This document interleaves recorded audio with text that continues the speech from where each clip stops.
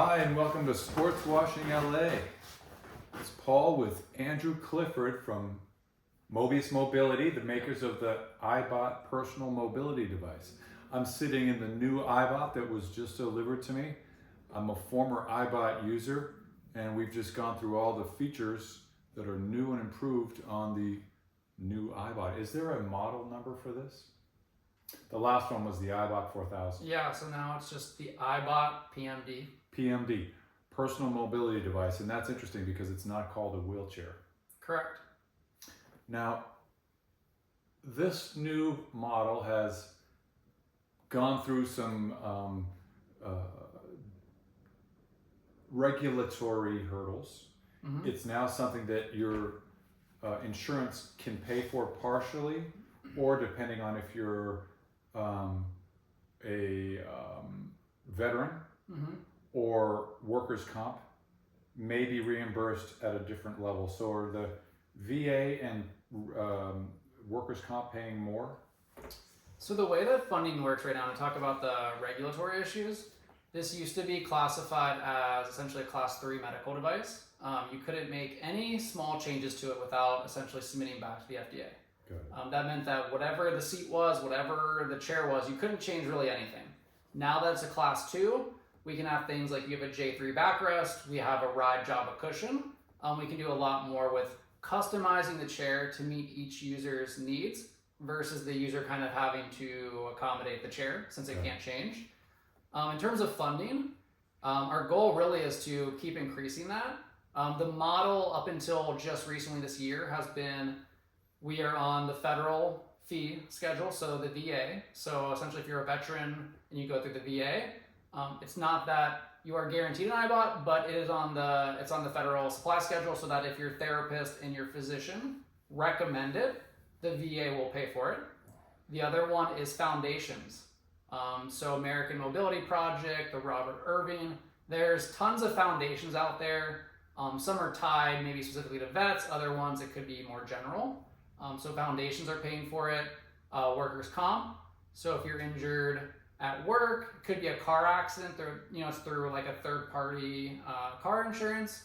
And then the other way would be just a cash pay, so someone that had kind of the self-funding for it. But recently this year, we got what's called ACHC accreditation, and that means that we are now eligible to submit through private insurance. And so things like Blue Cross Blue Shield, some of the private insurances like that, we are able to submit for and at least try to get funding. It may not be full coverage, but again, if we can get part of it covered, it'd be less out of pocket. We are able to do that now. We have submitted through several insurance plans. We can't submit through everyone yet, but we're kind of working on increasing that network of insurances that we can submit through. And then we're also working on getting Medicare. So once we can do Medicare, again, submit for the chair. They're not going to cover the whole thing because at this time, there are things on the chair that insurance would just deem not medically necessary. Also working on fighting that battle, but that's kind of secondary to just getting, to the point that we can submit through all insurances. So those are the vehicles right now towards kind of getting that funding. Does the ability to customize essentially increase the market? I would imagine that the more things that you can customize, the more people who will be eligible. Yeah, so one of the biggest hurdles with the past IBOT was that you could not do, different cushions and backrests. It kind of was your van style seating. Yeah. Now we can do different sizes, different styles. Someone like yourself, you're in a ride Java, it's going to help with your posture, staying upright, keep your legs in, help with keeping the pressure off of your sacrum and your bottom. Someone else may need a completely custom cushion, or maybe they need a Roho that's air. We're now able to do all of that. Great. Yeah. I have a question about, have the people at Mobius considered people who don't necessarily need a wheelchair, but would like to give their bodies a break? I feel like this chair is so functional that even people who are high-end professional or Olympic athletes might want to have a way to let their bodies recover in between high intensity Yep. events. So in a way, I could see that being one of the biggest breakthroughs, because the awareness about the IBOT is something that once people see it, Yeah. and so many people are shocked when they see it. Yeah, so to answer that, I would say, so we're not actually the ones prescribing this or telling someone to get it or not. So realistically, if someone's paying cash, right, then anyone can get it. And if it goes through insurance, then yes. The tough part is if someone's an everyday full-time manual wheelchair user, your insurance is most likely not going to cover power because you can use a manual. We do work with individuals, exactly what you're saying. So they're full-time active manual wheelchair users. Maybe they have a couple kids, a family, they're working full-time. The day-to-day of pushing, transferring, wears out their shoulders, they're tired. By the time the weekend comes around and they have free time, they're so tired they can barely do anything. Yeah. And so a lot of users now are getting that IBOT as a supplement, right? So if you're using the IBOT throughout the week, save some energy, or use it at the end of the week. I mean, the great thing is the IBOT now is an everyday, all-day chair for people, so it's not just a backup. Yeah. But I think for someone that is a full-time manual wheelchair user, it's the perfect supplement to, be more engaged. What if you're in the going to a community. concert and you want to be able to see? Yeah, so I wish we could pop you up into balance. We will. Yeah.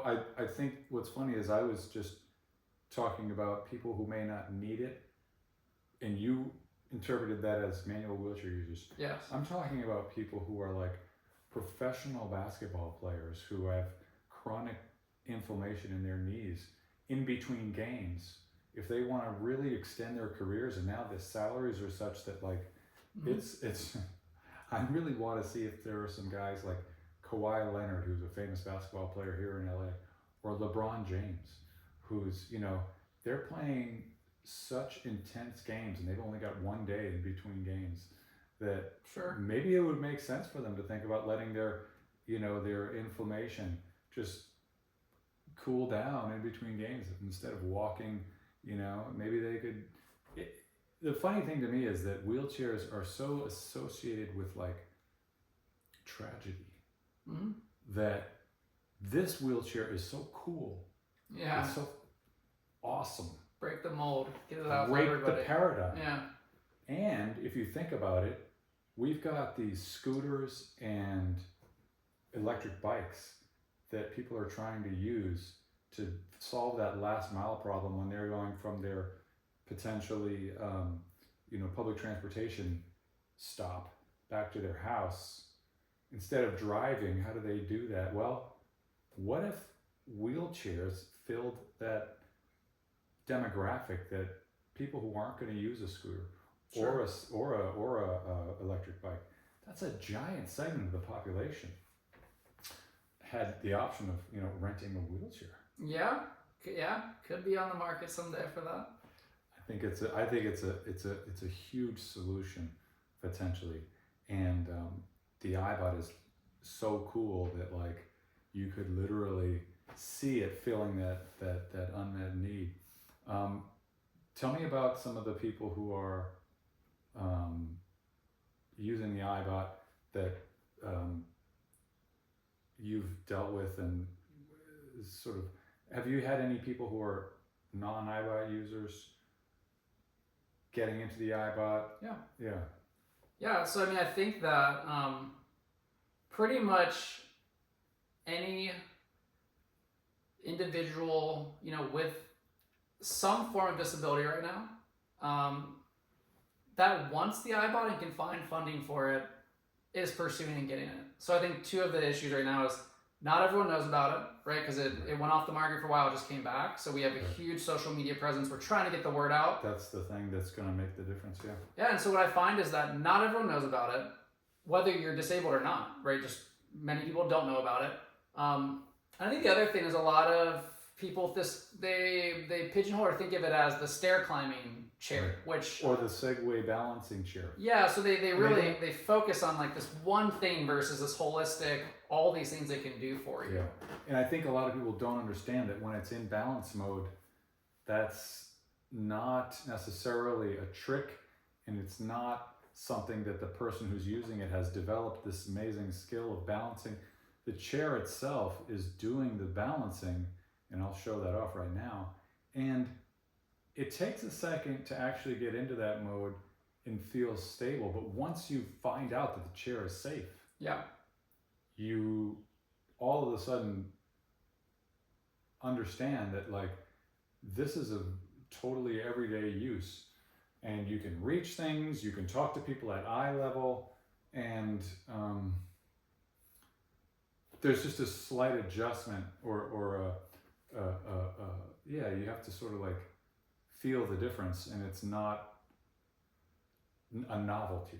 Yeah, so I think it's funny. So when we're at expos or places where tons of people are watching, right? I'll go up into balance mode, and you'll get the comment, "Wow, you must have great balance. How do you do that?" And Exactly, I go, actually, I can't make this thing fall if I wanted to. Right. I would have to try as hard as I possibly could, and I probably still couldn't. And Right.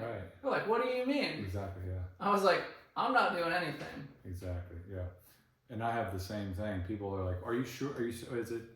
This is so safe. It's more stable to me than in any of the other modes." Well, what's really interesting, so the IBOT is actually stronger than I as an external force could be. So if right now Paul went into balance, put his hands out, and I pushed against him, and we had a battle, Paul in the IBOT would beat me. I would not be able to push him over because there's enough power and torque that he could push back into me. So the IBOT is actually stronger than I as an external force could be. Let's show them.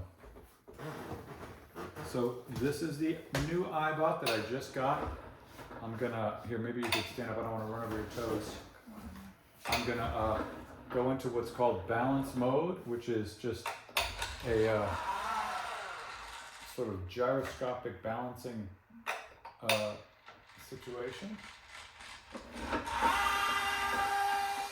And now, here, you could even just demonstrate by pushing me that I'm not doing anything. Yeah, and so if you watch, if I push forward a little bit, the chair will go a little bit, right? Yeah. But it's not falling. Yep. And then if you put your hand out, right? If you put the good arm, you push against me and actually like kind of push. You're right. It's like I'm pushing and I'm not really I going can't. anywhere. Yeah. Yep. Well, so this is just the one mode that's the most sort of novel, but the other mode that we want to show is the what they call four-wheel mode, where right now you can see that these two big wheels are on the ground. And in this mode, you can go up a curb and you can go down a curb comfortably and safely. And in this mode, no matter what happens, I stay in a no matter what angle the hill I'm going up or down, I stay in the same position. So we call it terrain following, and it keeps Terrain you following, in, we'll call it roughly about a 14-degree tilt. And whether you're going down, a ramp, or you're going up California's very hilly, so it'll always keep you in that roughly 14-degree tilt. If you're in a different chair in the industry that does not have terrain following, what happens is you're in your normal mode and you're going to go down a hill, and you have two options. You either just go down and feel like you're going to fall out, or you have to stop, tilt yourself back, go down. Once you're on level ground, then you have to re-tilt yourself. Exactly. So it's this again, if the ultimate goal is to be in a wheelchair, go to everything, access everything, be just as quick as everything as someone that's able-bodied, if you're having to stop and start every time you go up or down a hill and spend 5-10 seconds to reposition. Yeah. No, it's wild how this thing keeps you in the same exact position, no matter what angle you're going up or down. And if you live in a hilly area like me, that's a big deal.